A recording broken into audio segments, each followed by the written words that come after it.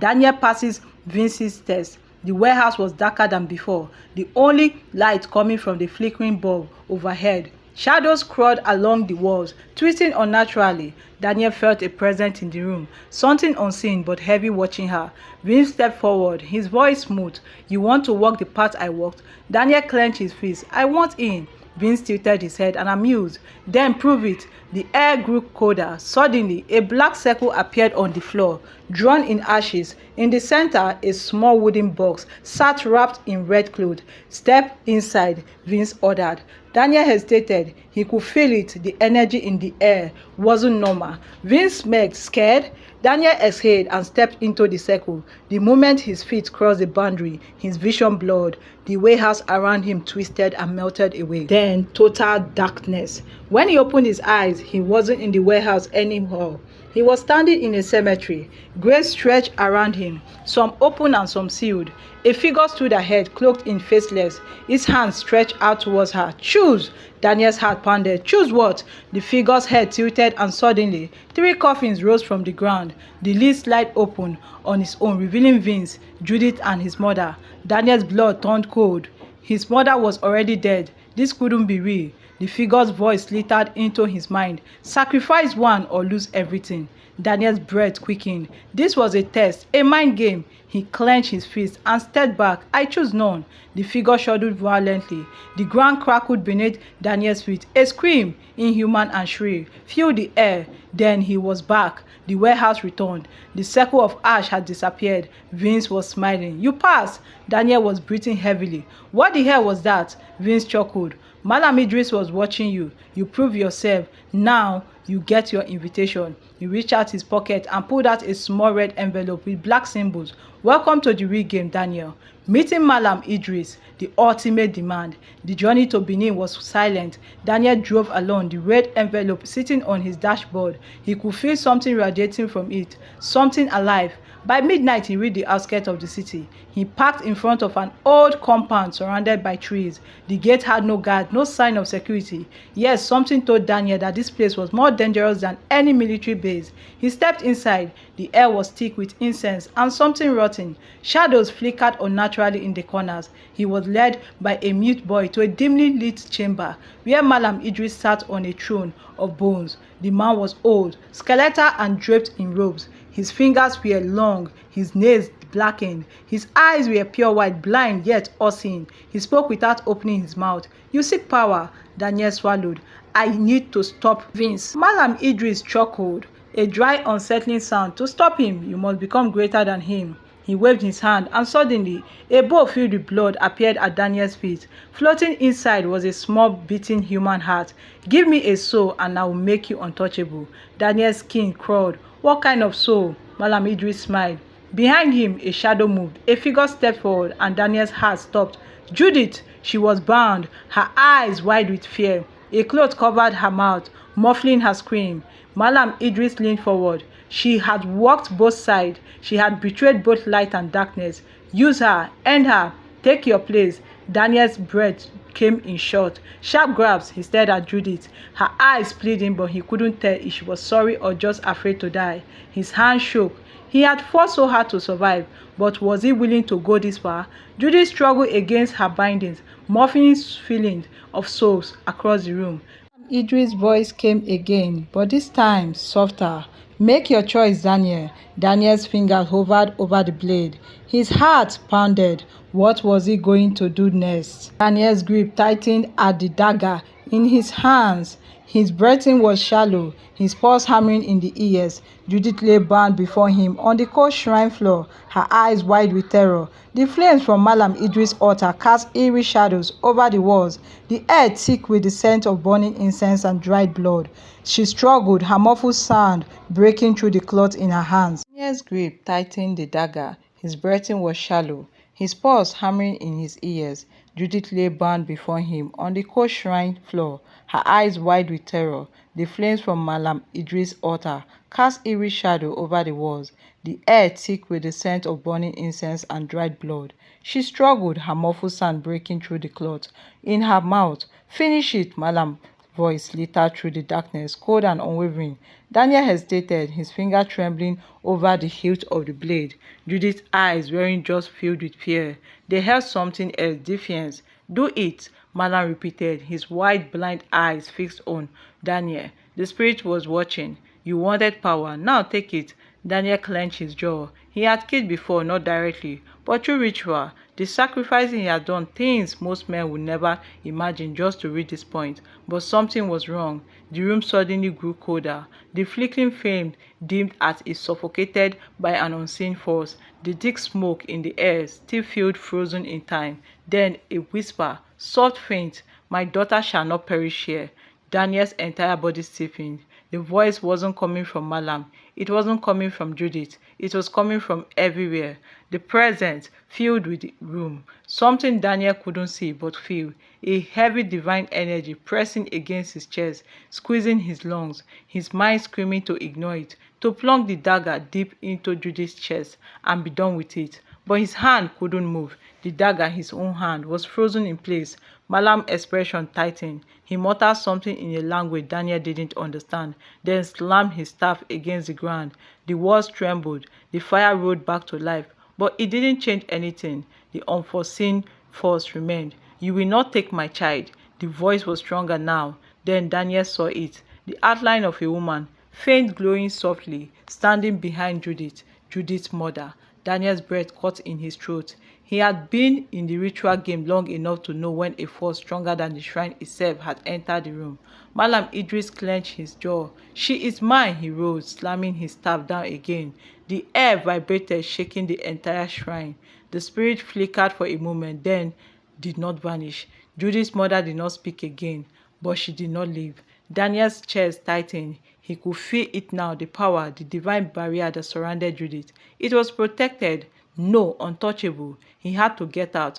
Daniel dropped the dagger and stumbled back. His breath came in short, panic grabs. The walls of the shrine suddenly felt too tight, the air too thin.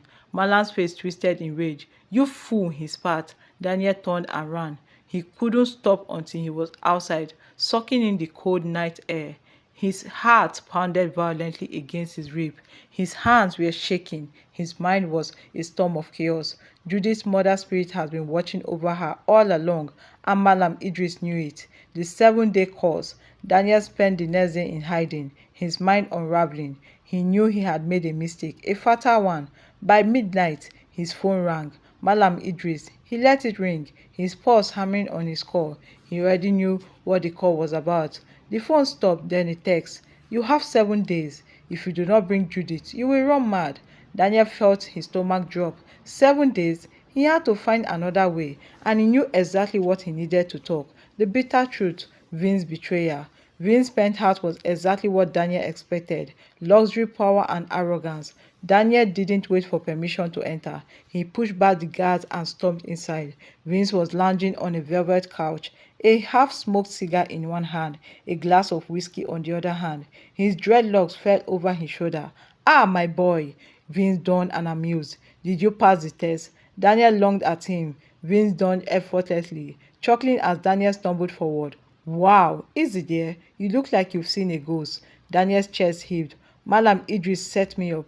Vince's smirk widened. "Oh, that exactly were you expecting?" Daniel gritted his teeth. "You knew. You knew that Judith's mother's spirit was protecting her." Vince sipped his whiskey, completely unfazed. "Of course I knew."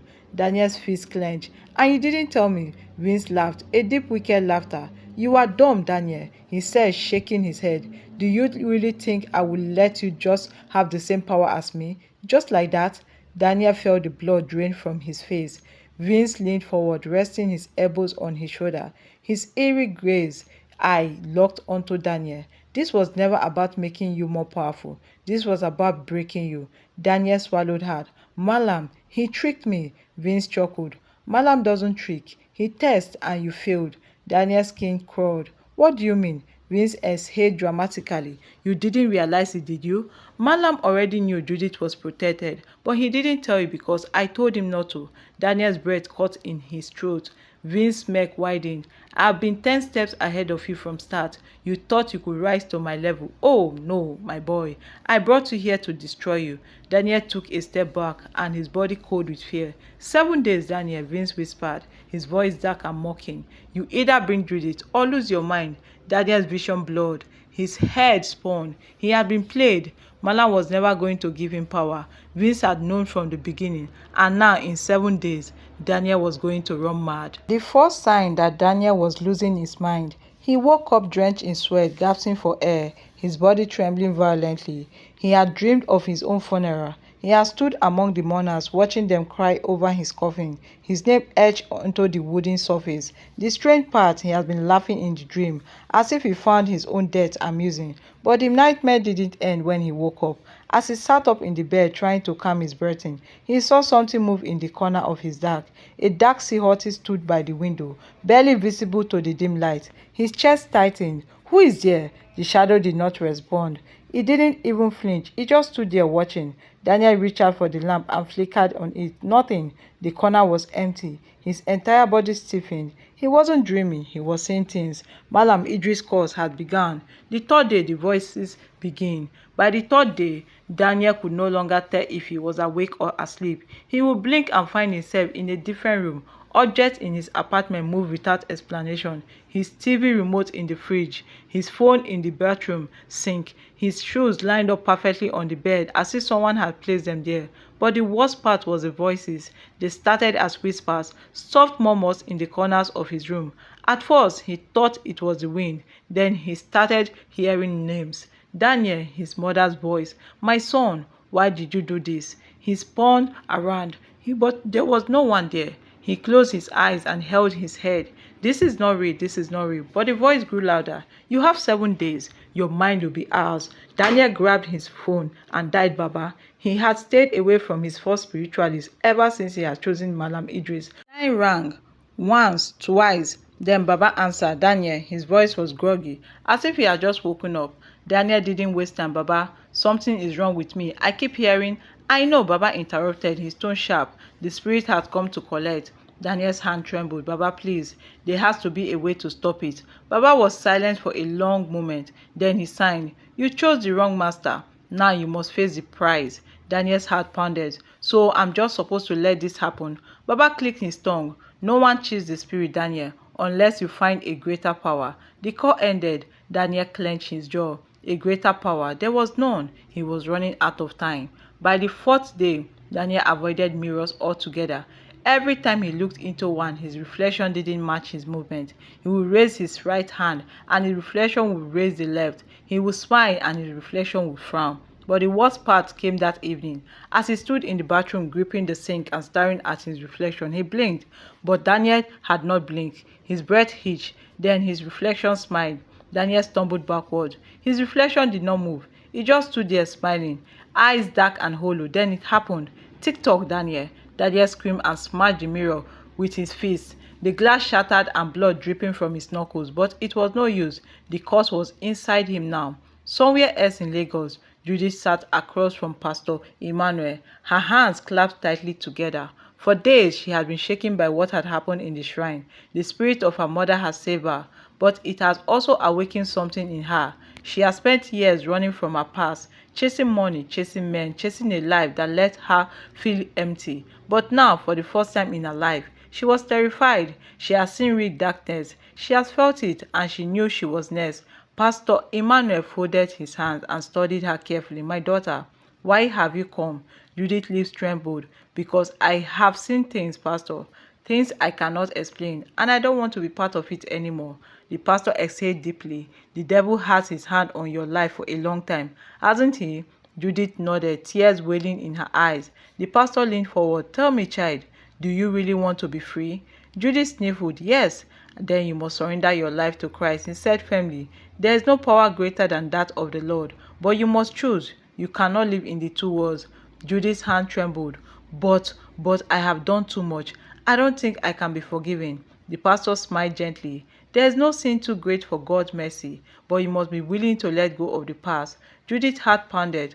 Could she really walk away? Could she truly want to be saved? She had chased after money, after material things.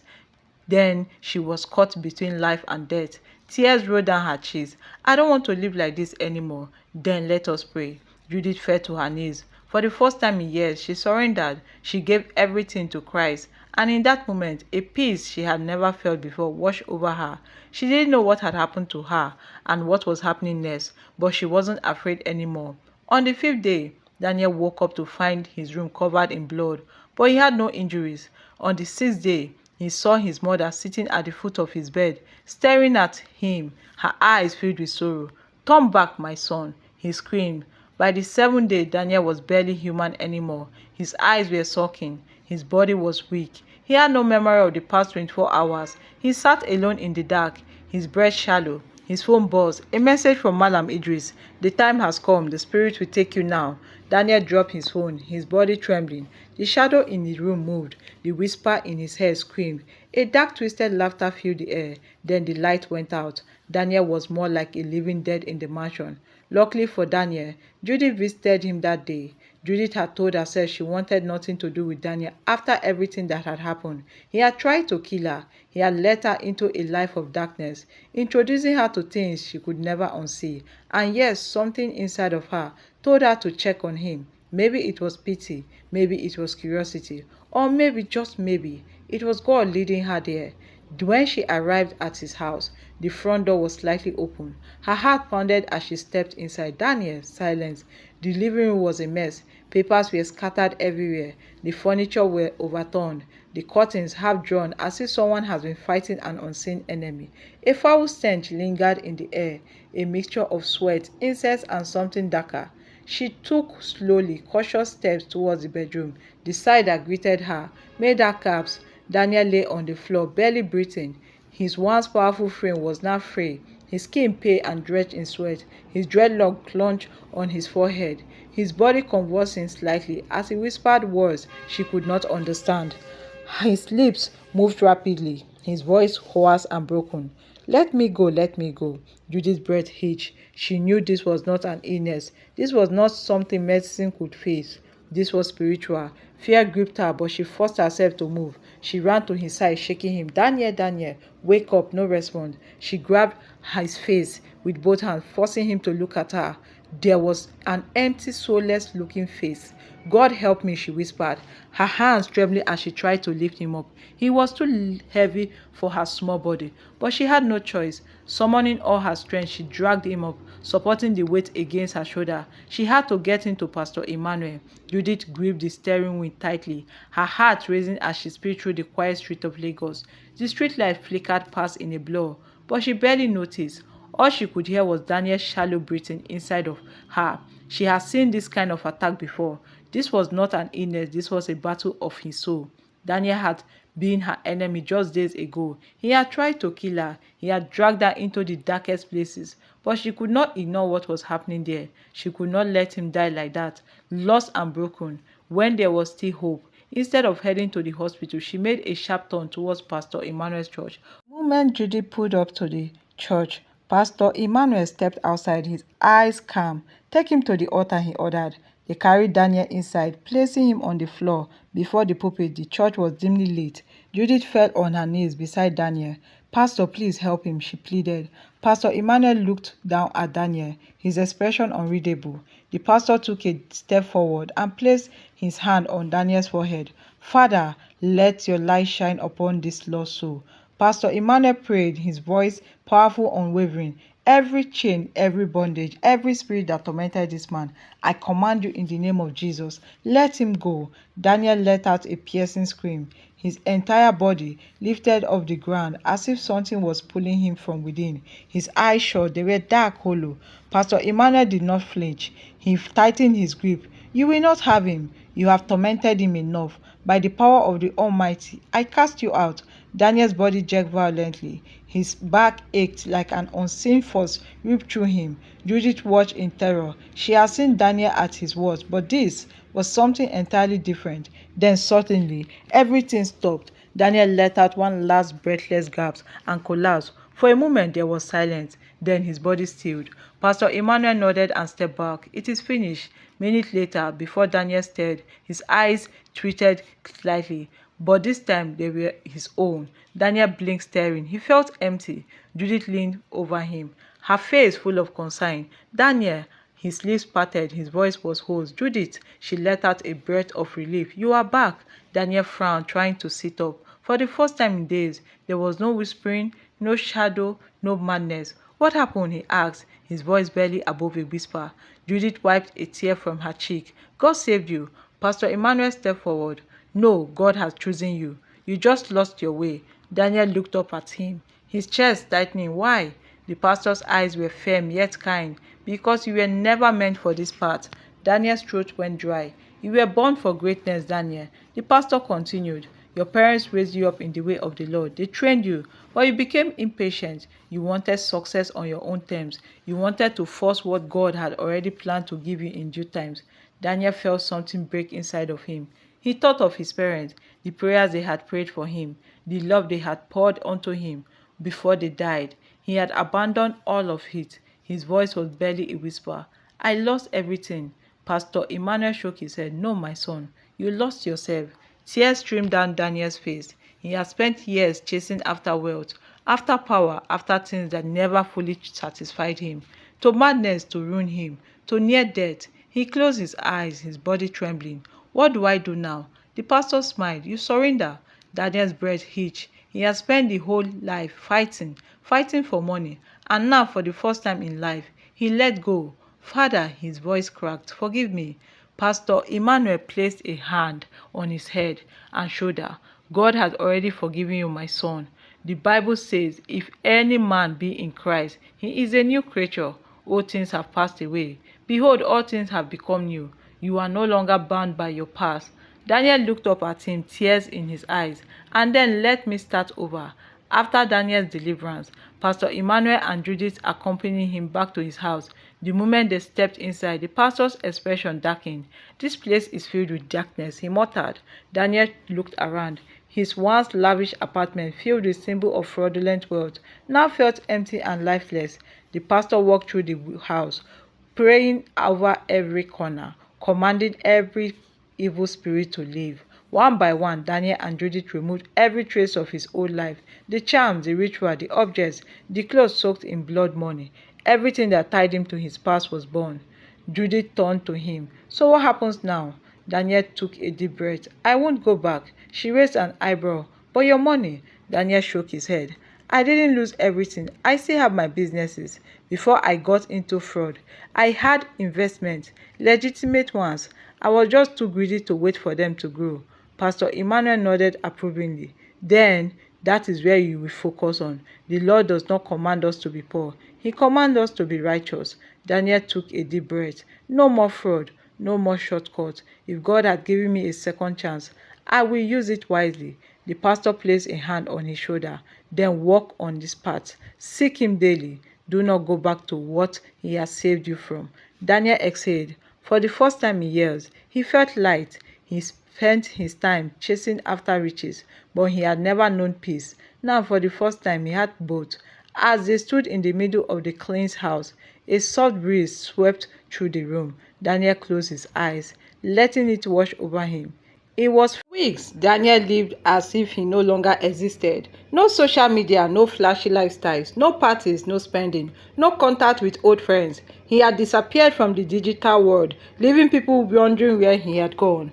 Vince assumed the worst. He had been waiting to hear rumors of Daniel running mad, wandering the streets in tattered clothes or worse, dropping dead from the spiritual battle he had lost. But there was nothing, no news, no videos, no whispers from the underworld. To Vince, this only meant one thing. Daniel was either dead or insane. But in reality, Daniel was neither. He was alive, and for the first time in his life, he was truly free. One quiet evening, Daniel and Judith sat in the dimly lit living room of his mansion. The air was thick with silence, but it was not the same kind of silence Daniel once feared. Judith watched as he stared at the room, his eyes scanning the expensive furniture, the extravagant chandeliers, the wall lined with gold-plated designs. She could sense something was weighing on his heart. Finally, Daniel exhaled. I want all of this gone. Judith frowned. Gone? What do you mean? Daniel leaned forward, resting his elbows on his knees. The house, the cars, the companies, everything. I want them burned to the ground. Judith asked Keith, Daniel, do you know what you are saying? He nodded slowly. Every time I walk into this house, I remember who I was, the things I did, the people I hurt. This house was built with stolen money. These cars were bought with the blood. My companies ran on deceit. He turned to her, his voice firm. I do not want to be a reminder of that life anymore. Judith swallowed, but you could sell them and use the money for good. Daniel shook his head. Selling them means someone else will own them and continue their legacy. No, I do not want to profit from the past. I want to erase it. Judith's breath was shaky. She had never seen Daniel so sure about something before. He continued, I also want to withdraw all my money and give it away. Judith's eyes widened. All of it? Daniel nodded. I tried refunding some of the people I scammed, but most of them had already blocked me once they discovered I was a fraud. Since I cannot make it right with them, I want to give the money to those who need it most. Orphanage homes, people suffering, those who had nothing. Judith sat back, staring at him. She had never expected this transformation. She had always hoped for it, but she never thought she could actually witness it. Are you sure about this? She asked softly. Daniel smiled, a real genuine smile. I have been not sure of anything in my life. The next evening, Daniel stood outside his mansion, watching as the flame consumed everything. The roaring fire danced in the darkness, licking the sky, reducing years of fraud, greed, and sin to ashes. The luxury cars parked outside exploded one by one, their metal frames melting under the heat. The grand mansion, once a symbol of wealth and power, crumbled to the ground. Judith stood beside him, watching in silence. She could see peace in Daniel's eye, something she had never seen before. Passerby gathered, their phones held high, recording the shocking scene. The video spread like wildfire. Former Yahoo boy Daniel burns down his own mansion. Daniel destroyed everything he ever owned. What could be the reason? The internet went into frenzy. Why would someone rich burn his own empire? People speculated. Some thought he had run mad. Others believed it was a ritual far more powerful, but no one knew the truth, not yet. A week later, Daniel sat in his small rented apartment reading the Bible. His phone had been silent ever since he withdrew the money and donated $500,000 to orphanages across Nigeria. He was broke, but for the first time, he felt richer than he ever had been before. His phone suddenly buzzed. Shaking the table, he glanced at the screen. TV Africa request for an exclusive interview. Daniel's lip parted in surprise. Then another message. Channel TV, we would love to have you share your story. More messages came in. CNN Africa, BBC News, local radio station. The world wanted to hear from him. The morning before the interview, Daniel stood in front of the mirror, staring at his reflection. For years, the man looked back at him, had been a symbol of deception, greed, and power. His dreadlock, his tattoos, his flashy jewelry, all of it had once made him feel invisible. Now they only reminded him of who he used to be. He turned to Judith, who was sitting on the edge of the bed, watching him closely. I am cutting them off, Daniel said firmly. Judith blinked in surprise. Your dress? He nodded. And my tattoo too. They were not permanent anyway. I do not want to carry this version of myself anymore.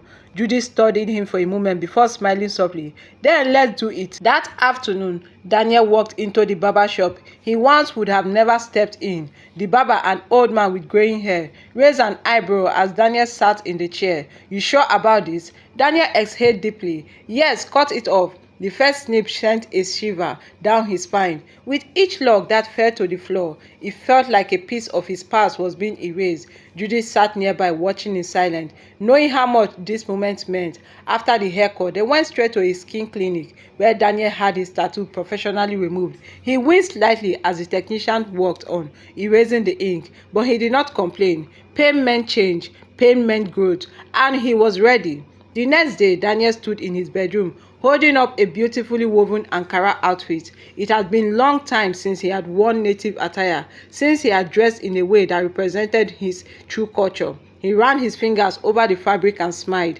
This felt right. He put on the outfit and stepped out into the living room. Judith was making tea in the kitchen, turned and gasped softly. You look different, she said, her eyes scanning him from head to toe. Daniel chuckled.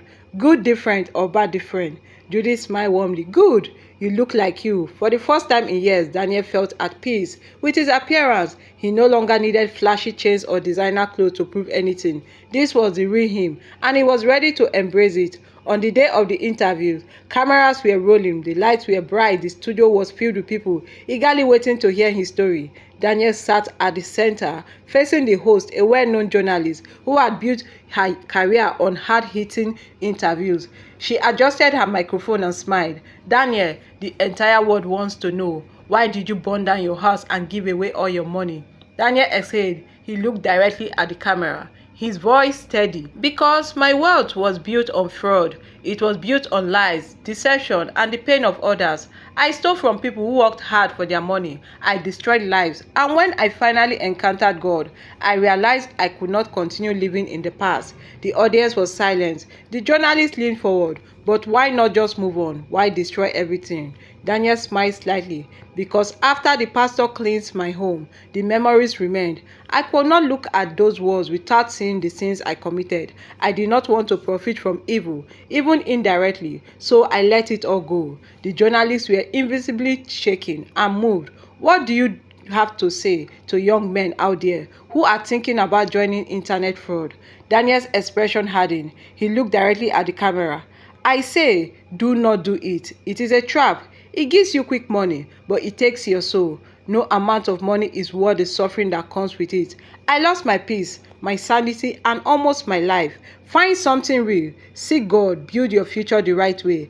As he spoke, millions of viewers tuned in. Social media exploded. Hashtag Daniel Speaks became #1 trending topic. Many called him insane. Many called him a liar. But some listened. Young men who had once admired Yahoo boys started questioning their choices. Daniel's message was spreading. The night of reflection, when Daniel returned home from the interview, he found Judith waiting for him. She had watched everything. As he entered, she stood and smiled. "I am proud of you, Daniel." Daniel chuckled softly. "I never thought I'll be sitting on national television telling people to leave fraud." Judith smirked. "Life is full of surprises." Daniel sighed, rubbing his face. "I just hope at least one person listened." Judith touched his arm gently. They did. He looked at her, truly looked at her. The woman he had once betrayed, the woman he had once tried to kill, was now the one standing by him in his new life. "You stayed," he whispered. Judith's eyes softened. "Because I see who you are becoming." They sat together, talking into late. By the time they finally went to bed, Daniel knew one thing for certain. He was never looking back. Daniel never imagined that a single interview could change his life so drastically. What started as casual conversation on a live TV program quickly turned into the most talked about video on social media. In the interview, he shared his story, the rise, the fall, and the redemption. He spoke about his past, the dark path he walked, and how he encountered Jesus and turned his life around. For weeks, the video trended on Instagram, Facebook, Twitter, and even TikTok. People reposted it, debated over it, and some even mocked him. The streets were buzzing with discussion about Yahoo boys turned preacher. Some called it a scam, others said he had gone mad. But Daniel stood firm in his faith. Somewhere in the city, Vince was scrolling through the Instagram when the video popped up on his feed. He clicked on it, and as he watched Daniel speak passionately about his new life, a smirk spread across his face. He leaned back on his couch and laughed. "Wetin dey do dis boy? I think say him don run mad na?" Vince muttered, shaking his head. "Omo, but something go still do am sha. Make we still dey look." He didn't believe Daniel's transformation was real. He was convinced that soon enough, life will humble him and he will come back running to the streets. But unknown to Vince, Daniel had found something far greater than money. He had found peace in Christ. While the internet debated over his story, something unexpected happened. Billionaires and top business executives who watched the interview were impressed, not just by Daniel's transformation, but by his intelligence and resilience. They saw potential in him. They reached out, wanted to invest in his future. When they contacted Daniel, he told them, "I am very good in smartphone and laptop business. If I get a good investor, I can guarantee a good return on investment." In just few months, 3 major investors came together and handed Daniel a staggering 100 million naira. With that money, he wasted no time. He went straight to Ikeja, the heart of Lagos tech market, opened one of the biggest iPhone stores in the city. Within 3 months, his business was booming. He dominated the market, making a name for himself as one of the top phone dealers in Ikeja. But while Daniel was building a legitimate empire, Vince was working in the shadows, trying to bring him down. He partnered with Malam Audu, a powerful herbalist, believing that with the right sacrifices and spiritual work, he could destroy Daniel and force him back into the game. For 3 months straight, Vince went from one herbalist to another, taking different concoctions, sleeping in forests, and doing all sorts of dark rituals. But no matter what he did, Daniel only kept rising. He didn't understand that Daniel's secret wasn't just hard work, it was God. Daniel made the house of God his dwelling place. He paid his tithes, gave offering, and helped the poor. He understood that true wealth came with responsibility, and he made sure to get back to the less privileged. While Vince was busy plotting his downfall, Daniel was busy building a better life for himself.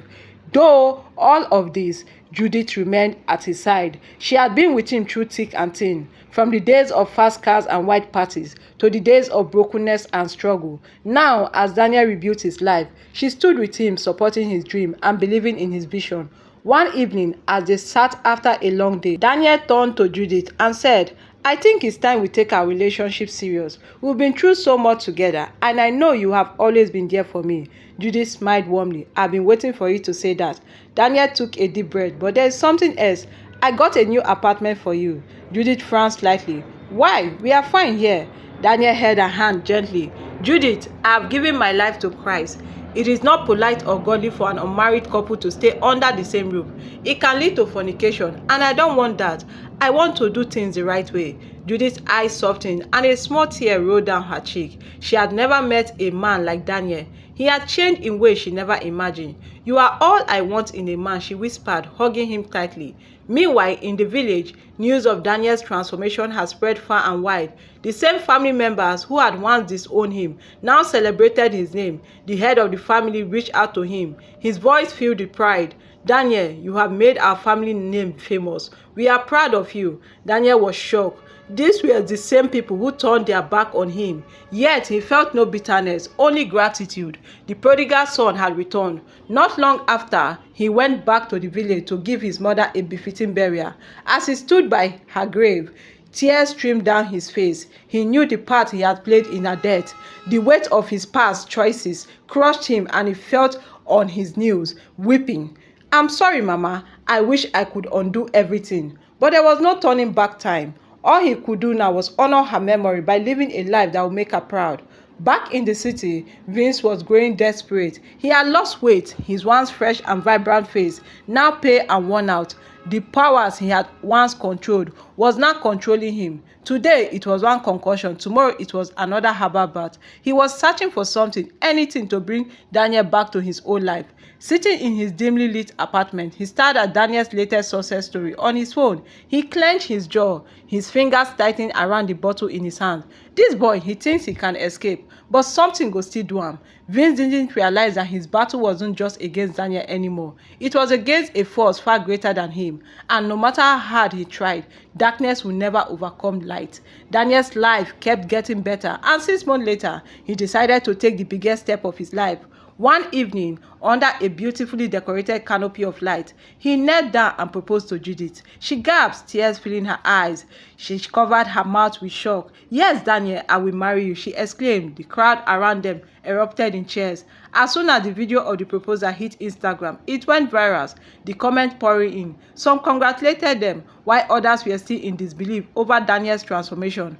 But far away in a dark, cluttered room, Vince sat hunched over his phone, watching the video. His breathing was heavy, his hand trembling. "So this guy go marry this girl? Omo, e be like say na me be the real loser," he muttered to himself, shaking his head. "Since all this month, I don dey do juju for this guy. E never work. How? Why?" Vince was losing his mind, but he refused to accept defeat. The wedding preparation began, and Daniel and Judith were busy finalizing details. Vince was still trying to bring him down. He reached out to Malam Audu once again, demanding stronger charms, something that would ruin Daniel completely.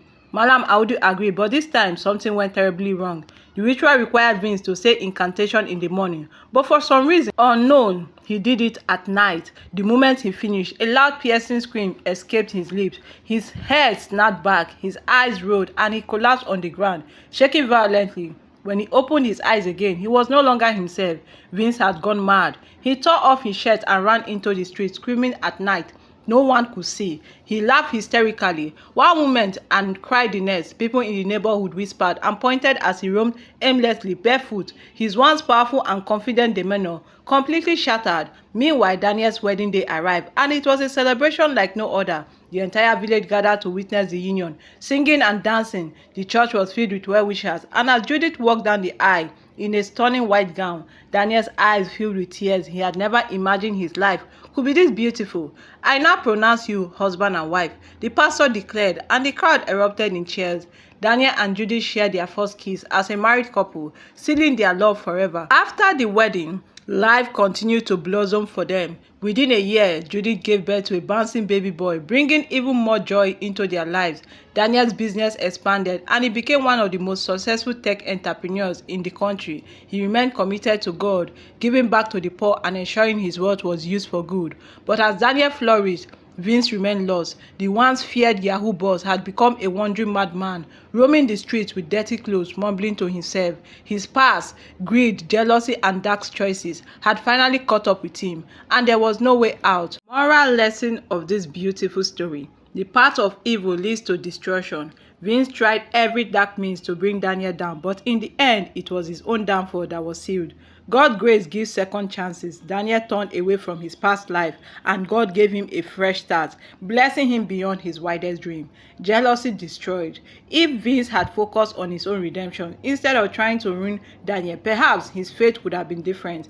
Patience and faith brings true success. Daniel worked hard and trusted God, and he received more than he could ever imagine. In the end, Daniel lived happily ever with his beautiful wife Judith, raising a beautiful family and using his word for good.